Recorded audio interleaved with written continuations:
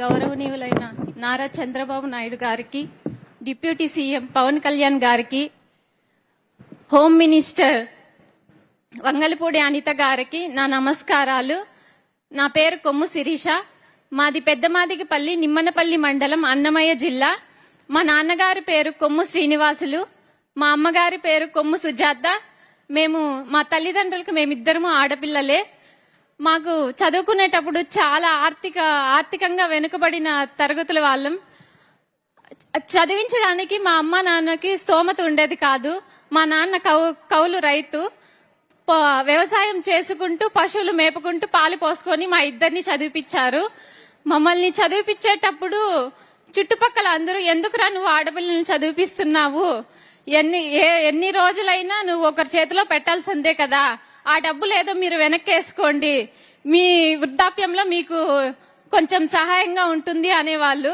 కానీ అవేం పట్టించుకోకన్నా మా అమ్మ నాన్న కష్టపడి మమ్మల్ని చదివిపించారు. నేను మా చెల్లెలు చిన్నప్పటి నుంచి ప్రభుత్వ స్కూల్లోనే చదివాము. ప్రభుత్వం ఇచ్చే స్కాలర్షిప్లతోనే చదువుకున్నాము.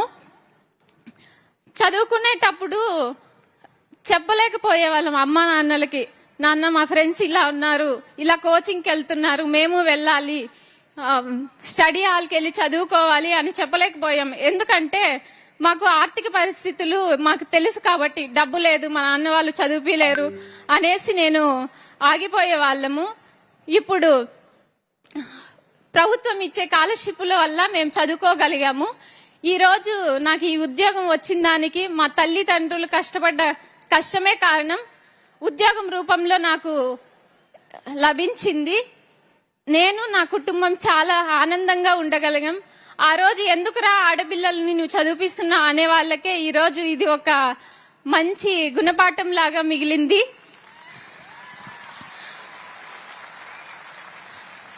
అన్నిటికీ సమాధానం మా నాన్న ఒకటే చెప్పాడు, ఆడబిడ్డలైనా మగబిడ్డలైనా నాకు వాళ్ళే. నేను పెద్దమ్మాయిని, ఇంకో అమ్మాయి చిన్నమ్మాయి. నా పెద్ద బిడ్డ మగరాయిలాగా ఉంటుంది అని చదివిపించాడు నన్ను. మా చెల్లి అన్ని స్కాలర్షిప్లతోనే చదువుకొని ఐఐటి విజయవాడలో చేసింది. ఇప్పుడు ఎన్ఐటి బీహార్ పాట్నాలో చదువుతుంది సివిల్ ఇంజనీర్ గా. ఇన్ని కష్టాలని అధిగమించి వచ్చిన దానికి మా అమ్మ మా నాన్న కారణము. నేను ఉద్యోగం సాధించడానికి కూడా మా అమ్మ మా నాన్నే కారణము. ఇప్పుడు మాకు ఈ నియామక పత్రాలు అందజేస్తున్నందుకు గాను సీఎం సార్ గారికి ఆస్పిరెంట్స్ అందరి తరపున ధన్యవాదాలు తెలియజేసుకుంటున్నాను. Thank you sir.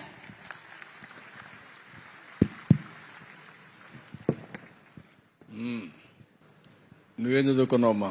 Sir MSc chemistry చేశాను. MSc chemistry. ఈ అమ్మాయిని చూస్తే తల్లిదండ్రులకి చేతులెత్తి వందనాలు సమర్పిస్తున్న ఈ అమ్మాయిని ఎంఎస్సీ కెమిస్ట్రీ చేయించారు. రెండో అమ్మాయి బీటెక్ చేసి civil engineer sir, NIT partner civil engineer. ఇప్పుడు ఎన్ఐటికి వెళ్లి సివిల్ ఇంజనీర్ చేస్తా ఉంది.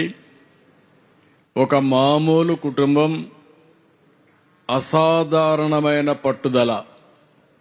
మగపిల్లలైనా ఆడపిల్లలైనా నాకు సమానం. ఈ పిల్లల భవిష్యత్తు చూడాలని చెప్పి ఆ తల్లిదండ్రులు కోరుకున్నారు. పిల్లలు కూడా శబాష్, మీరు నిరూపించుకున్నారు. మిమ్మల్ని మనస్ఫూర్తిగా అభినందిస్తున్నా. ఇక్కడ మీరు చూస్తే ఒక పక్క బ్యాక్వర్డ్ ఏరియా, ఒక పక్క మాదిగ కులాల్లో చాలా మంది ఉద్యోగాలు రావు. అందుకే నేను ఇప్పుడే కాదు, ఎప్పుడో కేటగరైజేషన్ కూడా తీసుకొచ్చి మాదిగలకు కూడా న్యాయం జరగాలని ఒకప్పుడు కేటగరైజేషన్ తీసుకొచ్చా. అది మధ్యలో కోర్టు కొట్టేస్తే వదిలేశారు. మళ్లీ నేను ఉండగానే సుప్రీంకోర్టు ఆమోదిస్తే మళ్లీ చట్టం చేసి ఆ కేటగరైజేషన్ తీసుకొస్తే దాని ఫలితం ఇలాంటి పిల్లలు కొన్ని వందల మందికి ఉద్యోగాలు వస్తున్నాయి. నేను గర్వపడుతున్నానని చెప్పి మరొక్కసారి తెలియజేసుకుంటూ, ఏమమ్మా నీకు మంచి ఉద్యోగం వస్తుంది, ఇంకా బాగా చదువుకుంటే ఇంకా పై ఉద్యోగాలు కూడా వస్తాయి. మీ చెల్లెలు కూడా వెళ్ళిపోతుంది, ఇద్దరు పెళ్లిళ్ళు చేసుకుని వెళ్ళిపోతారు. మీ అమ్మా నాన్న కథ ఏంటి? ఖచ్చితంగా అమ్మ నాన్నలకు మేమే మగబిడ్డలను చదివిపించారు కాబట్టి మేము వాళ్ళకు అండగా ఉంటాం సార్. ఖచ్చితంగా. నమ్మకమేనా? అవును సార్. చేయకపోతే సార్ నేను పట్టుకుంటే అక్కడ ఉన్నా నిన్ను మళ్ళా. ఓకే, నమ్మకం కదా. నేను ఆ తల్లిదండ్రులు ఎంత ఆనందపడతారంటే ఇలాంటి బిడ్డలు కనడం వాళ్ళ పూర్వజన్మ సుకృతం. నేను గర్వపడుతున్నా. గట్టిగా చప్పట్లు కొట్టి అభినందించండి, ఆశీర్వదించండి. All the very best. Thank you, Amma.